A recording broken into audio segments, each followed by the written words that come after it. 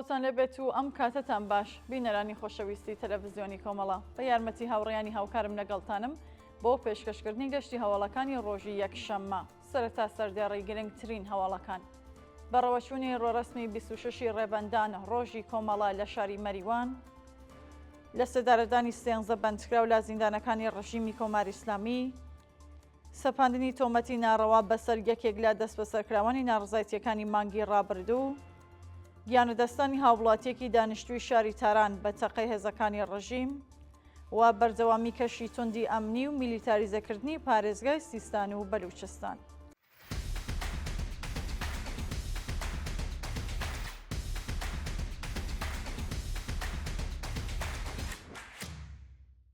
بەڕێوەچوونی ڕۆڕەسمی 26 ڕێبەندان ڕۆژی کۆمەڵە لە شاری مەریوان ڕۆژی هەینی هەفتەی ڕێبەندان کۆمەڵێک لە لایەنگران و دۆستان و هەڵسوڕاوانی کۆمەڵە و حزبی کۆمۆنیستی ئێران و بنەماڵەکانیان لە شاری مەریوان ڕێزیان لە 26 ڕێبەندان ساڕۆژی ئاشکرابوونی خەبات و تێکۆشانی کۆمەڵە گرت.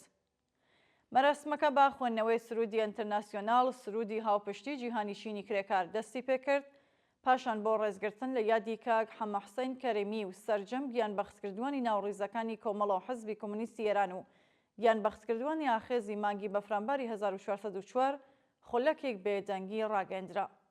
بێدەنگەکە با خوێندنەوەی شیعرێک لەلایەن یەکێک لە بەشداربووانەوە شکێنرا. دواتر لەلایەن یەکێک لە بەشداربووانەوە قسە و باسێک سەبارەت بە مێژووی پڕ لە شانازی کۆمەڵە پێویستی هاوکاری و لە یەک نزیکبوونەوەی حەزب و لایەنە سیاسەکانی کوردستان و گرژیەکانی نێوان ئێران و ئەمریکا پێشکەشکرا. دواتر بەشداربووان لە وتوێژێکی چڕوپڕدا بارودۆخی سیاسی ئێستای ناوچەکە و کوردستان و ئەگەری ئاڵوگۆڕەکان و ڕۆڵی کۆمەڵەیان لە بەرچاوگرتنی ئەزمموی خەبات و تێکۆشانی زیاتر لە نیو سەدە و هەروەها جێگە و پێگەیە و ڕێکخراوەیە لە ناو کۆمەڵانی خەڵکی زەحمەتکەش لە کوردستانیان بە وردی هەڵسەنگاند و ئەرکەکانی سەرشانی کۆمەڵەیان لەم قۆناغە هەستیارەدا بە گرنگ نەزانی. مەراسمەکە لە کۆتاییدا بە بڵاوکردنەوەی شەربەت و شیرینی و شادی و خۆشی لەناو بەشداربوواندا لە کەشوهەوایەکی هاوڕێیانەدا کۆتایی پێهات. بەردەوامی دەستبەسەرکران و ناڕوونی چارەنووسی هاوڵاتیەکی خەڵکی شاری کرماشان بەپێی راپۆرتی گەیشتوو و هاوڵاتیەکی خەڵکی شاری کرماشان سەرڕای تێپەڕبوونی هەفتەیەک لە دەستبەسەرکرانی هێشتا چارەنووسی دیار نییە. بە وتەی سەرچاوەکانی هەواڵ ئەو شارۆمەندە بە ناوی شەهاب نادری تەمەن 27 ساڵ و دانیشتووی گەڕاکی دەڕادرێژ لەلایەن هێزەکانی ئێزارەی ئیسلاحاتی ڕژیمەوە دەست بەسەر و ڕەوانەی گرتوخانەکانی ناوەندە ئەمنیەکان کراوە. جێگەی ئاماژەیە سەرڕای بە دووەداچوونی بنەماڵەکەی لەسەر دۆخی تەندروستی و شوێنی ڕاگررتنی تا کاتی داڕشتنی ئەم هەواڵە زانیاریەک لە بەردەستانیە و لە مافی پەیوەندی گرتن لەگەڵ بنەماڵەکەی بێبەشکراوە.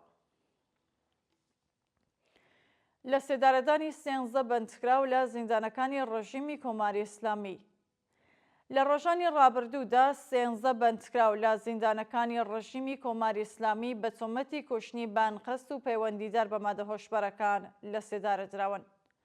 بەپێی راپۆرتی ڕێکخراوەکانی مافی مرۆڤ 9 بەندکراو بەناوەکانی عەلی فەزا خۆشنشین، فەرشاد شێخی، ئەوین سۆرخی، جەعفەر فەریادی، عەلی سەرلەک ئاباد، سوشا مرادی، بێهزاد مەشایەخی و محەممەد عەلی سەعیدلو هەروەها سێ بەندکراوی دیکە کە هێشتا ناسناویان بەدەستمان نەگەیشتووە بە تۆمەتی کوشتنی بانقەست لە زیندانەکانی خوڕەماوە، ناوەندی کەرەج، سنا، دێسپول، ئەلی گودەرز، کرماشان، یاسووج و نەهاوەند ئیعدام کراون. هەروەها دوو زیندانی دیکە بەناوەکانی مۆراد گۆڵی و ئەبولفەز نەقەوی بە تۆمەتی پەیوەندیدار بە مەدە هۆشبەرەکان لە زیندانەکانی زاهیزان و هەمەدان لە سێدارە دراون. ئازادی کاتی شارۆمەندێکی خەڵکی باکووری کوردستان لە زیندانی وەرمێ ڕۆژی شەممە 18 ڕێبەندانی 1404 هەتاوی هاوڵاتیەکی خەڵکی باکووری کوردستان پاش زیاتر لە 6 ساڵ لە دەستبەسەرکرانی بە شێوازێکی کاتی ئازادکرا.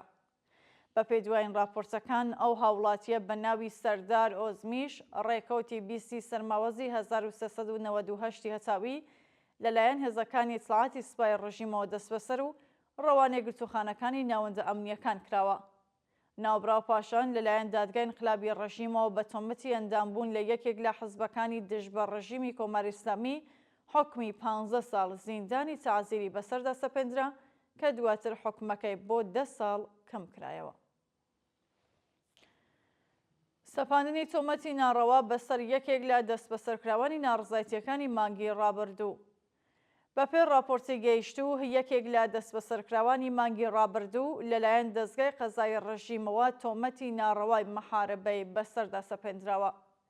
بەپێی دوایین زانیاریەکان ئەو هاوڵاتیە بە ناوی محەممەد ڕەزا تەبەری بەهۆی بەشداری لە ناڕزایەتیەکانی خەڵک دژ بە دەسەڵاتی جنایەتکاری کۆماری ئیسلامی لەلایەن هێزەمنیەکانی ڕژیمەوە دەست بەسەر و ڕەوانەی گرتوخانەکانیەوە ناوەندە کراوە. ناوبراو پاشان لەلایەن دادگای انقلابی ڕژیمەوە بە تۆمەتی چالاکی لە بەرژەوەندی گروپە دژبەرەکانی کۆماری ئیسلامی و مەحاربە لە ڕێگەی هێرشی چەکداری بۆ سەر هێزە سەرکوزگەرەکانی ڕژیم بەسەردا سەپێنراوە. شانی باسا چالاکانی و ڕێکخراوەکانی مافی مرۆڤ سەبارەت بە مەترسی لە سێدارەدان هۆشداریان داوە و داوایان لە کۆمەڵگەی نێودەوڵەتی کردووە هەڵوێستیان هەبێت. گیانەدەستانی هاوڵاتیەکی دانیشتووی شاری تاران بە تەخەی هێزەکانی ڕژیم. لە ڕۆژانی ڕابردوودا هاوڵاتیەکی دانیشتووی شاری تاران لە گەڕەکی تێهران پارس بە تەخەی هێزەکانی ڕژیمی کۆماری ئیسلامی گیانی لەدەستەوە. بەپێو هەواڵانەیە کە لەلایەن ناوەندە هەواڵنەریەکانی ڕژیمەوە بڵاوبوونەتەوە، ئەو هاوڵاتیە بە ناوی سادق ئاشتەری لە ڕەوتی ناڕزایەتیەکانی مانگی بەفرانبار ئەمساڵدا هێرشی چەکداری کردوتە سەر هێزە سەرکوزگەرەکانی ڕژیمی کۆماری ئیسلامی و بۆ ماوەی چەندین ڕۆژ لەژێر چاودێریدا بووە. هاوکات 15 شارۆمەندی دیکەی پەیوەندیدار بەم دۆسیەیە لەلایەن هێزەکانی ڕژیمەوە دەست بەسەر و هێشتا چارەنووسیان دیار نییە. جێگەی ئاماژەیە ڕژیمی کۆماری ئیسلامی هەموو کات بە مەبەستی پاسداوکردنی جەنایەتەکانی جەختی لەسەرەوە کردووەتەوەکان مەترسیەک لارادایە و بە ناچار تەقەی لە ناڕازیان کردووە، بەڵام هاوکات بە پێو بەڵگانەی کە دەردەکەون ڕاستیەکە بە تەواوەتی بە پێچەوانەی وتەکانی ڕژیمە.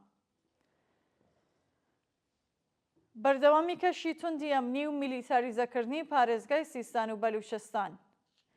بەپێی دوایین هەواڵەکان سەرەڕای تێپەڕبوونی زیاتر لە مانگێک لە دەستپێکردنی ڕەوتی ناڕزایەتیەکانی خەڵک، ڕژیمی کۆماری ئیسلامی هێشتا بەردەوامە لە ناردنی هێزی سەرکوت بۆ شارەکانی پارێزگای سیستان و بەلوچستان. بەپێو وێنانەیە کە بەدەستمان گەیشتوون، هێزە سەرکوزگەرەکانی ڕژیم لە شارەکانی زاهیدان، ئێرانشار، چابەهار و چەندین شارە و شارۆچکەی دیکەی ئەو پارێزگایە با ئۆتۆمۆبیلی تایبەتی نیزامی هاتوچۆ دەکەن و تەنانەت چەندین جار هێرشیان کردوتە سەر ماڵی هاوڵاتیان. جێگەی ئاماژەیەکە هاوڵاتیانی دانیشتووی ئەو پارێزگایە جەخت لەسەرەوە دەکەنەوەکە هێزەکانی ڕژیم بە مەبەستی ترساندنی هاوڵاتیان بەبێ هۆکار هێرش دەکەنە سەر خەڵک و شارۆمەندان ڕووبەڕووی تندوتیژیەکی زۆر دەبنەوە. دووە هەواڵ مانگرتنی خوێندکارانی زانکۆی زانستە پزیشکیەکانی شیراز. بەپێی راپۆرتی گەیشتوو خوێندکارانی زانکۆی زانستە پزیشکیەکانی شیراز لە ڕۆژی شەشەمدا بەردەوامن لە مانگرتن.